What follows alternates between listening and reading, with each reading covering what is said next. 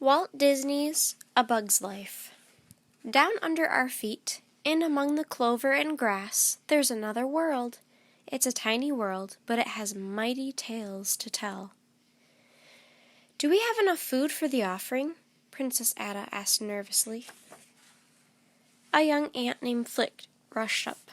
Look, Princess, he cried, an automatic harvester. Ada glanced at the Queen. Now what? Just pick grain like everyone else, Flick, she said. We don't have time for one of your inventions. But Ada's little sister Dot liked Flick. She thought he was special. Dot always went to Flick with her problems. My mom always says I'm too little to do things, she complained. You won't always be little, Flick pointed out. He showed her a rock. Pretend this is a seed. Give it time, and it will be a tree. Just give yourself some time. Dot knew the seed was a rock. You're weird, she replied, but I like you. Suddenly the alarm sounded. The frightened ants scattered. The Queen took charge and urged everyone into the anthill. Quickly, dear, she told Dot. Hey, wait for me, Flick called. But his wonderful harvester knocked the legs out from under the offering stone. All the grain the ants had collected rolled off the cliff and disappeared. As the ants trembled in their anthill, the grasshopper gang burst through the ceiling. Where's my food? Hopper demanded, grabbing Dot. If you don't keep your end of the bargain, someone could get hurt. Flick didn't think twice. Leave her alone, he demanded. One sharp look from Hopper silenced Flick. Then Hopper dropped Dot. I want double the order of grain when the last leaf falls, he snarled. Once Hopper left, Ada and the council were ready to banish Flick forever. But Flick had an idea. We could get bigger bugs to fight the grasshoppers, he shouted. I'll go to the city and find them. Surprisingly, Ada and the council accepted his offer, but only to get rid of him. Dot and a couple of ant boys followed Flick to the edge of Ant Island.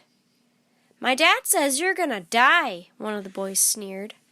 He's not gonna die, Dot stated. He's gonna get the bestest, roughest bugs ever. She waved as Flick sailed away on a dandelion puff.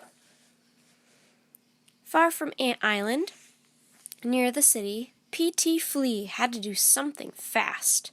The audience wasn't laughing at his circus. Flaming death, the desperate circus manager announced. The act went all wrong. The circus bugs scrambled around trying to put out the fire, but P.T. ended up barbecued. The audience loved it. P.T. fired all of his performers anyway. A little later, Flick arrived in the city. What a place! Surely here he would find bugs rough enough to stand up to Hopper. The circus bugs were sitting in a bug bar, wondering what to do next. All of them needed new jobs. Rosie the spider and her beetle steed Dim, Slim the walking stick, and Heimlich the caterpillar, Tuck and Roll the pillbug acrobats, Francis the ladybug, Manny the mantis magician and his moth assistant Gypsy. Then some rowdy flies picked a fight with Francis. When Flick walked in on the fight, the small troop of circus bugs looked like the winners. Flick started clapping. I've been scouting for bugs with your talent, he told them. Could you help my ant colony? The circus bugs thought he was a talent scout. Explain on the way there, Slim suggested. This is too good to be true, Flick said to himself. The next morning, Flick and the circus bugs approached Ant Island. Dot was the first to spot them. Flick! I knew you could do it, she shouted. But the other ants were afraid of the big, rough bugs. We're losing the job, Slim worried. Francis made an announcement. When your grasshopper friends get here, we're going to knock 'em dead, he bragged. So, Princess Ada, what do you think? Flick asked her. We're ants. We don't fight grasshoppers, she answered. No, but they will, he told her, pointing to the circus bugs. The colony gave the circus bugs a welcome banquet. The ant children performed a play about the coming battle with Hopper. "You mean that's us fighting?" Rosie whispered. "Don't watch," Slim warned Heimlich. Rosie tried to get Flick's attention, but he was busy making a speech. "Flick," Rosie hissed, "we're circus performers." Flick followed the circus bugs away from the banquet. "Circus bugs," he yelled. "You said you were going to knock the grasshoppers dead." "You said you were a talent scout," Manny accused. The circus bugs took off, hoping to find a new gig. Flick grabbed Slim. "Don't go," he begged. "They'll call me a loser." The circus bugs were trying to pull Flick away from Slim when Flick suddenly turned and sprinted away, yelling, "Run!" A bird rose up from the grass behind Flick. Screaming, all the bugs scrambled to find a place to hide. The screams brought the ants to the cliff. Ada spotted the circus bugs running from the bird. Then she saw her little sister. Dot had followed Flick, and now she was directly in the bird's path. Francis couldn't let Dot be hurt. He caught her, but they both tumbled into a crack in the riverbed. The bird knocked stones into the crack. One stone broke Francis's leg. Another knocked him out. Then the bird began pecking at the crack. Flick quickly thought up a plan. Slim held up the tasty-looking Heimlich to distract the bird, while the other bugs flew to the rescue. "How brave!" one of the council members murmured. As the others placed Francis in Rosie's net, Flick comforted Dot. His plan was working as smoothly as spider silk. Dim was lifting the rescue party out of the crack when the birds saw them. Good old Dim came through. He zipped into a thorny bush where the bird couldn't follow. Then Flick and the circus bugs heard a strange sound. "What's that?" Heimlich wondered. It was applause. The whole ant colony was cheering wildly for the brave bugs who had saved their precious little Princess Dot. Later, Ada took Flick aside. "When you brought them here, I thought you'd hired a bunch of clowns," she said. "But they were so brave. Not every bug would face a bird. Even Hopper's afraid of birds." Flick felt an idea coming on. Flick's plan was simple. Build a bird to scare off Hopper and his gang. He got Manny to present the plan to the council. Ada and the council loved it. The ants and circus bugs worked together. Little by little, the bird was shaped by leaves and twigs, spider's webs, and snail shell. Everyone felt upbeat. The grasshopper's next visit would be very different. Ada was proud to be part of a plan that would defeat the grasshoppers. It was all thanks to the warrior bugs and to Flick, who had found them. Finally, ever so carefully, the ants and warrior bugs raised the bird into the tree where it would await Hopper's arrival. A cheer went up. They were ready to rumble. Meanwhile, the grasshopper gang was hanging out south of the border. A couple of Hopper's thugs didn't want to return to Ant Island.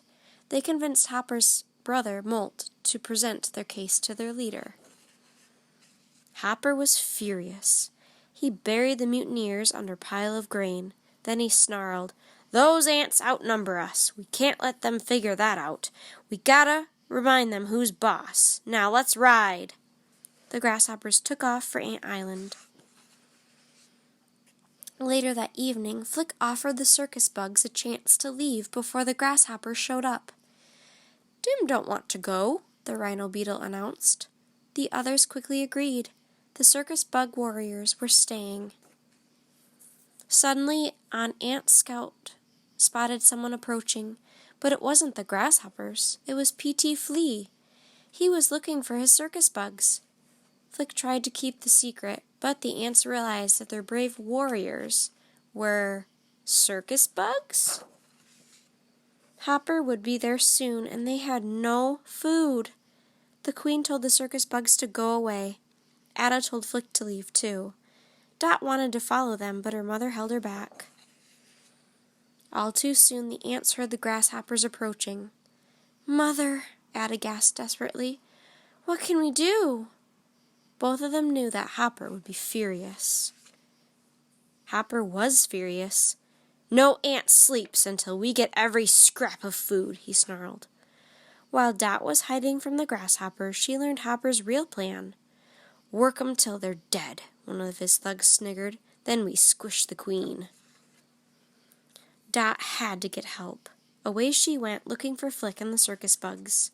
She found them feeling sorry for themselves. You gotta help us, she gasped. Hopper's gonna squish my mom. The circus bugs wanted to help. They tried to convince Flick that his bird idea would work, but he didn't agree. Dot knew what Flick needed.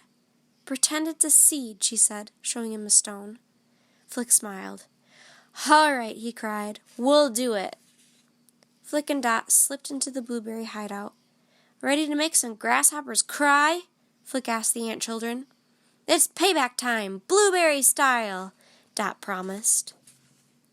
At a signal from Gypsy, the birds sprung from the knothole. From inside the cockpit, the screams of Flick and the blueberries were amplified into the terrifying screech of a real bird. The grasshoppers dived for cover. The circus bugs and the ants reinforced the grasshoppers' terror with berry juice blood. They had Hopper fooled until P.T. Flea, trying to save everyone, set the bird on fire.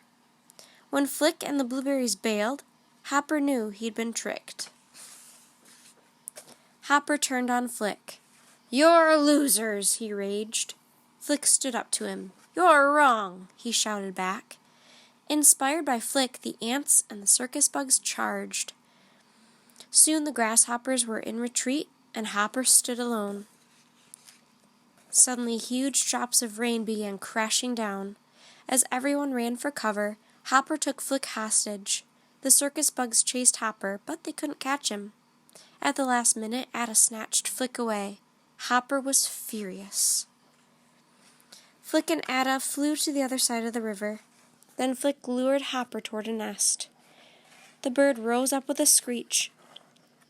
Hopper thought this was another of Flick's tricks, but he was wrong, and that was the end of Hopper. Soon it was spring. With the queen retired, Princess Ada was now Queen Ada. Her sister Dot now wore the princess crown, and her special friend Flick held an honored place as the colony's official inventor. As the circus bugs left on tour, they all felt happy. Never again would the ant colony have to worry about going hungry. Their courage had finally freed them from the greedy grasshopper gang. The end.